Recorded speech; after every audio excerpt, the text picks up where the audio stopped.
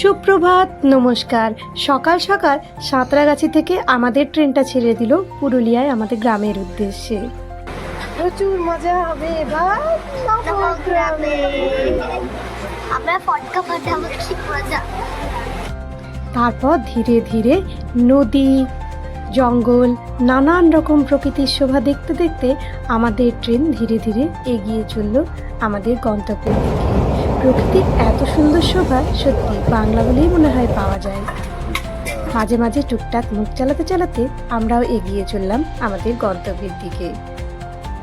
ধীরে ধীরে কত যে নদী দেখলাম আর কত যে জঙ্গল দেখলাম, প্রকৃতির যে কত রকম সবুজ রং দেখলাম আপনাদের ভুলে বোঝাতে পারবো না। জাস্ট অসাধারণ, মনোমুগ্ধকর আমাদের বাংলার রূপ।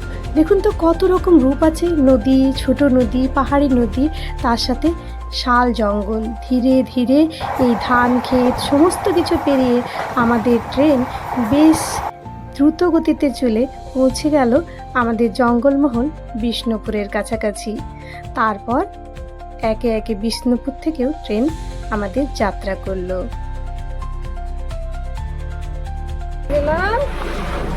বিষ্ণুপুর, এবার তারপরে দুটো স্টেশন আসবে, ওইটাতে ট্রেন থামবে না। আচ্ছা আচ্ছা, প্রথমে বাঁকুড়া আসবে, তারপরে আবার দুটো স্টেশন আসবে, তারপরে আর থামবে না, পৌঁছে যাবো ছোট্ট ছোট্ট পায়ে চলতে চলতে, পৌঁছে যাবো। তারপর বাঁকুড়া আর ছাতনার পরই আমাদের গন্তব্য চলে আসবে। চলে এসছে বাঁকুড়া, এরপরই আমাদের গন্তব্য চলে আসবে আর একটু পরেই। আর যতই ধীরে ধীরে এগিয়ে যাচ্ছি ততই আমাদের ধীরে ধীরে এবার এই যে খেজুর তাল গাছগুলো যখন আসে না, তখন মনে হয় একেবারে গ্রামের কাছাকাছি পৌঁছে গেছি। মাঝে তো ট্রেনটা এতটাই ফাঁকা হয়েছিল, ইচ্ছে আমার শুয়েও পড়েছিল। ব্যাস ঢুকছে ট্রেন আদ্রায়। চলে এসছি আমরা ইচ্ছে।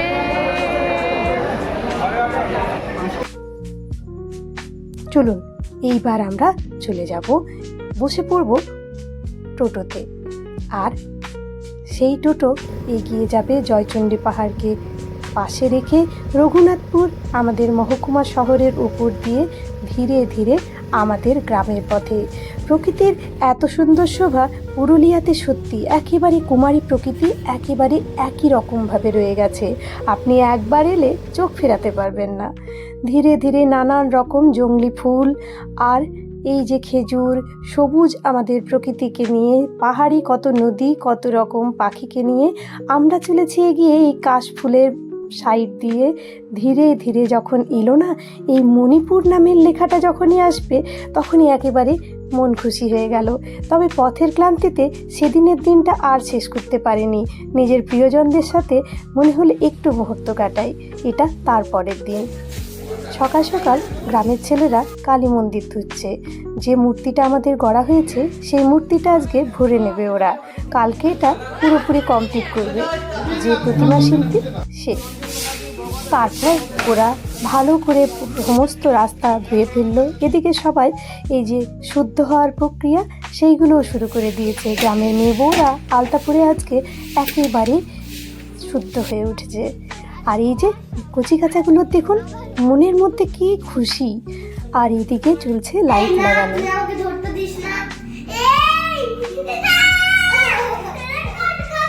সন্ধেবেলা ছেলেরা আড্ডায় বসেছে তাস নিয়ে।